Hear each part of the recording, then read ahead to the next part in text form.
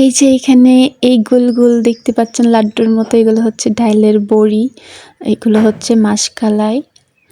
এগুলো দিতে হচ্ছে কিন্তু অনেক বেশি কষ্ট করতে হয়। এগুলো মাসকালাই আমরা হচ্ছে ডলে তারপর হচ্ছে নিয়ে আসলাম শুকিয়ে। এগুলো হচ্ছে প্রথমে আপনার ভাঙতে হয়, ভাঙার পর সুন্দর করে ভিজিয়ে রাখতে হয়। তারপর এগুলো আবার ডলে পরিষ্কার করে রোদে দিতে হয়। তারপর হচ্ছে ডেকি দিয়ে এগুলো কুটতে হয়। আমাদের বাড়িতে হচ্ছে ডেকি ছিল না, পাশের বাড়িতে ছিল। ওইখান থেকেই হচ্ছে আমরা এগুলো করে আনলাম। এগুলো হচ্ছে করতে অনেক বেশি কষ্ট, কিন্তু মাছ দিয়ে খেতে হচ্ছে অনেক বেশি মজা লাগে। তো আমাদের বাড়িতে হচ্ছে দাদুরা দিত।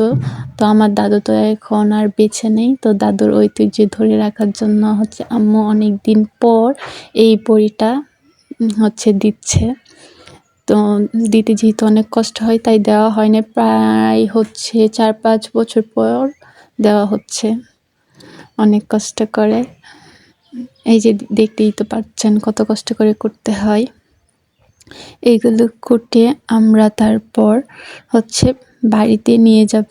বাড়িতে নিয়ে সবাই মিলে এগুলো হচ্ছে আমরা গোল গোল করে বানাবো।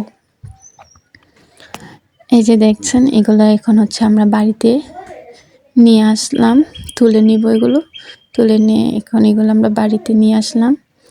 বাড়িতে নিয়ে এসে দেখেন সবাই মিলে একসাথে বসে গোল গোল করতেছে। এখানে হচ্ছে কাকি ছিল, আম্মু ছিল, আর একটা ছোট বোন ছিল, দাদু ছিল, সবাই মিলে এরকম করে গোল গোল করতেছে একসাথে।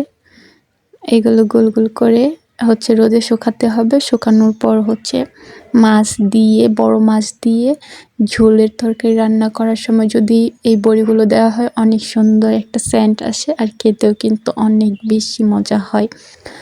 যারা এগুলো কখনো দেন নাই তারা অবশ্য ট্রাই করতে পারেন দিয়ে। তো খেয়ে দেখতে পারেন কীরকম লাগে। আমাদের কাছে কিন্তু অনেক বেশি ভালো লাগে। তো আপনাদের কাছে কীরকম লাগলো ভিডিওটা অবশ্যই কমেন্ট করে জানাবেন। সবাই ভালো থাকবেন। আল্লাহ হাফেজ।